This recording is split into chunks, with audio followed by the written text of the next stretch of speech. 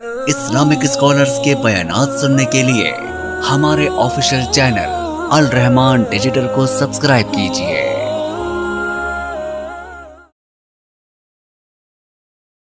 اور ابراہیم علیہ السلام کی ملت کتنی عمدہ تھی، کتنی قابل قدر تھی۔ ابراہیم علیہ السلام نے اس کو اختیار کیا، اللہ نے کیا انعام دیا؟ وَاتَّخَذَ اللَّهُ إِبْرَاهِيمَ خَلِيلًا، اللہ نے اس کے نتیجے میں ابراہیم کو اپنا خلیل بنا لیا۔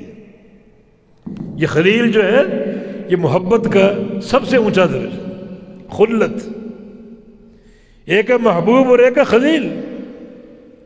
ابراہیم کو خلیل اللہ نے بنا لیا۔ دو ہی ہستیاں خلیل ہیں، ابراہیم علیہ السلام اور محمد الرسول اللہ صلی اللہ علیہ وسلم۔ اور رسول اللہ صلی اللہ علیہ وسلم کو ایک اور لقب دیا گیا، حبیب اللہ، انت حبیب اللہ، آپ اللہ کے حبیب ہیں۔ آپ حبیب بھی اور خلیل بھی۔ ابراہیم علیہ السلام جس ملت پر قائم تھے، اس ملت کا صلہ ہے کہ اللہ نے خلیل بنا لی۔ رسول کو خلیل کیوں بنایا؟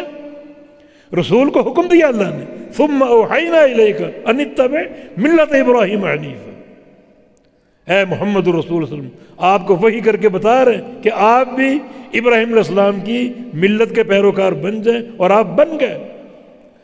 اللہ نے آپ کو خلیل چن لیا، تو یہ مقام خلت تک ہم نہیں پہنچ سکتے، لیکن درجات اعلیٰ تو پا سکتے ہیں نا، اگر ہم یک طرف ہو جائیں، اپنی توحید کو سینے سے لگا کے یک طرف ہو جائیں، دائیں بائیں کیا ہو رہا ہے، کیا باتیں آ رہی، جھانک کر بھی نہ دیکھیں، بس یہ قرآن ہے، یہ نبی علیہ السلام کی سنت ہے، میرے لیے کافی، چمٹ جائے ان کے ساتھ۔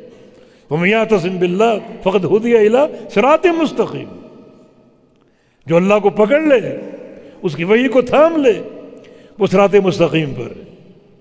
صراط مستقیم پر دو شخصیتیں ہیں، دو ذاتیں ہیں، ایک اللہ کی ذات ہے، ایک رسول اللہ کی ذات ہے۔ ان ربی علی صراط مستقیم، میرا رب صراط مستقیم پر ہے۔ صراط مستقیم پر چلو گے رب ملے گا۔ اور یاسین والقرآن الحکیم انک لمن المرسلین علی صراط مستقیم، اللہ کے نبی سے خطاب، آپ بھی مرسلین میں سے اور صراط مستقیم پر ہیں، مانا صراط مستقیم پر چلو گے اللہ کا رسول ملے گا۔ تو باقی ہمیں کیا حاجت ہے؟ تو پوری ایک امانت کے ساتھ، پوری دیانت کے ساتھ ابراہیم علیہ السلام کی ملت کے پیروکار بن جاؤ۔ خلاصہ کلام یہ ہے، نمبر ایک، گناہوں سے بچنا۔ یہ امنیات کافی نہیں ہے، اور یہ نفس کی خواہشات کافی نہیں ہے۔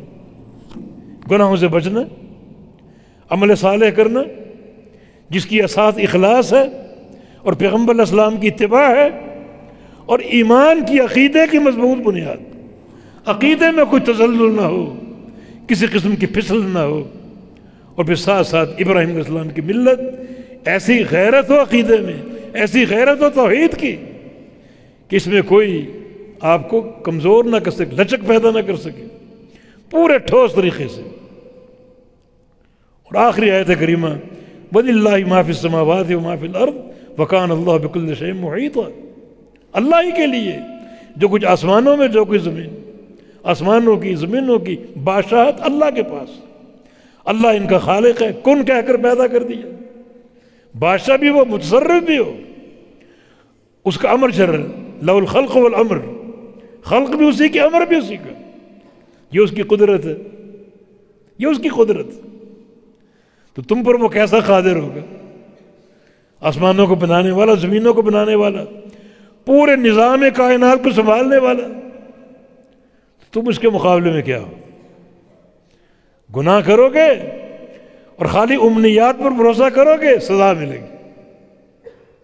گناہوں سے بچو گے اور اس فارمولہ کو اپناؤ گے جو ان تمناؤں کے مقابلے میں اور خواہشات نفس کے مقابلے میں وہی الہی پر قائم ہونا، تو اللہ تعالیٰ راضی بھی ہوگا، کامیابی بھی دے گا، نجات بھی دے گا، اونچے درجات بھی دے گا، اگر ساتھ ساتھ ابراہیم علیہ السلام کی ملت کی اتباع ہو۔ وہ دین حنیف پر تھے، یہ حنیفیت آپ کے اندر آ جائے، ایسا مائل ہو حق پر کہ باقی ہر چیز سے منہ پھیر لے۔ یہ حسن توحید کا، عقیدے کا۔ اور یہ دین کی غیرت کا سوال، تو اللہ تعالیٰ اس طرح کامیابیاں عطا فرمائے گا۔ وَكَانَ اللَّهُ بِكُلِّ شَيْءٍ مُحِيطًا، اللہ ہر شے کو گھیرے ہوئے، کوئی چیز کوئی بندہ اللہ کے احاطے سے باہر نہیں، اس کی قدرت سے خارج نہیں، ہر چیز کو جانتا ہے، ہر شے کو محیط ہے، ہر شے کو گھیرے ہوئے، کوئی اس سے بھاگ أَيْنَ الْمَفَرُّ، کہاں بھاگ کے جاؤ گے؟ تو یقیناً جو باتیں ہو رہی، جو اللہ نے خبریں دیں، ساری حق ہیں، ساری ہو کر رہی۔